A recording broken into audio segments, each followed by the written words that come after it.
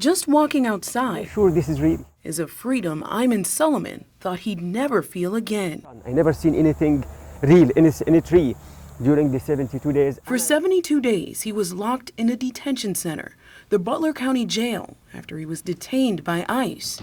And he says during that time, it was a fight just to pray. I advocated for having a space for us to pray. One officer denied that, and he even lied about the argument we had.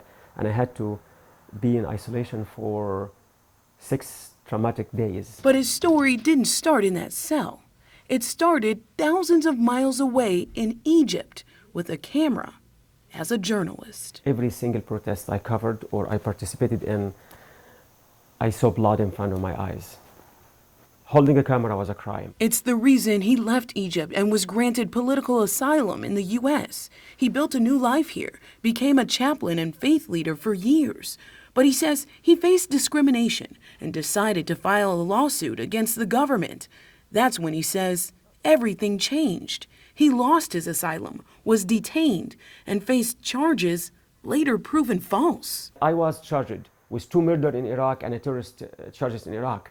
I never been to Iraq, and this is ridiculous. They didn't say when, they didn't say who charged me, they didn't provide any evidence. He says it felt like a losing battle inside. I felt this is never work.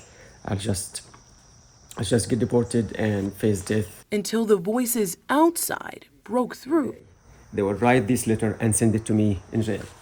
Advocates, supporters, lawyers, all fighting, protesting for Ayman. And their efforts worked. His asylum was reinstated and the charges were dropped. But he says freedom in America doesn't feel the same. I really don't know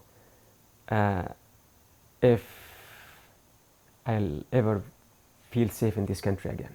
But he says he's not giving up the fight. So I'll definitely join them, and I'll definitely be a voice for the voiceless. In Cincinnati, Sheena Elsie, Spectrum News.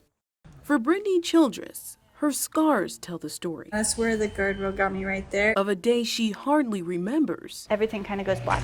But a day that changed everything. I'm bleeding out from the inside. And I don't know what anything happened. She says the day started like any other. She went on a ride on the back of her husband's motorcycle. We know all of the moves, lean when you need to lean, slow down before the turn. But when they went down an unfamiliar winding back road in Cincinnati, immediately he starts leaning the other way because we're going into another curve that we didn't see coming before. And I'm thinking, oh my God. They crashed into a guardrail and were thrown off the motorcycle. My leg gets shattered from my hip all the way down to my toes. But all she remembers was almost dying. And I was like, 2, 8, 4, 9, and then I was gone for the next 3 weeks. She was in a coma, but the numbers she whispered to emergency crews was the phone number to her mom, Erin Dargy. I said, can you at least tell me, is she alive? And they said, we're working on her. Doctors at UC Health Hospital told her Brittany was critical. She says she needed major surgery on some of her organs and on her leg. I was just begging to wake up and it be not real. I'm good. But she'd survived. Once she was in this accident, I vowed that we were never going to end a conversation not speaking. A year later, Brittany is still healing, but she doesn't see it as a disability, nor a reason to stop riding motorcycles, but as a reason to keep fighting to survive. My leg is still broken right now. There's parts that are still broken, but I got back on because I wanted to show that nothing can stop me from doing what I want to do. I did it. I made it. 20-minute ride. I did it. Attention! The 6888, a new movie on Netflix, shows how one group paved the way for equal rights. Welcome to the Women's Army Corps. They were the first all-black Women's Army Battalion to go to World War II. When you are at war, you make do. But Judy Early doesn't need a movie. This is just one of her uniform jackets. Because it was based in part on her mom. And we will not fail. Lieutenant Colonel Charity Adams Early from Dayton, Ohio. Her name in the collar, but we know it was really hers. Her mom's World War II uniform, pictures, and plaques are what she has left of her. She died in 2002 before ever telling Judy everything. We didn't talk about it much when I was growing up. My parents were out of the military. They were out 13 years before I was born. But her older brother, Stanley Early, remembers some of the stories. One of the things I remember early on, my mother describing her 688 experiences was being on that plane and that she was not going to be the first person to open her orders. Her orders?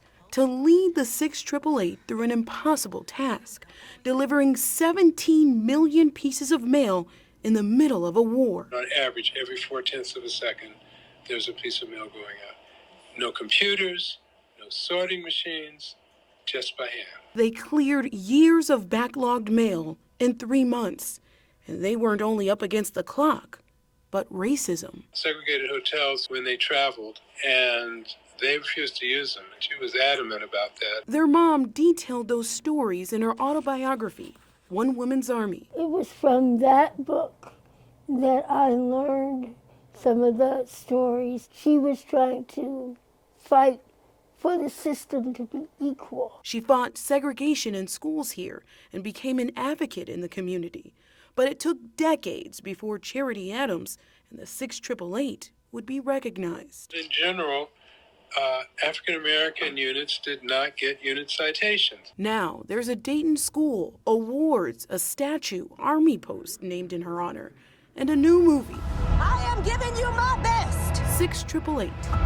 and you will give me yours. They say is keeping her legacy and message alive. If they can accomplish that, I can accomplish whatever it is I'm called to do. This is our mission. I'm Sheena Elsie for Spectrum News.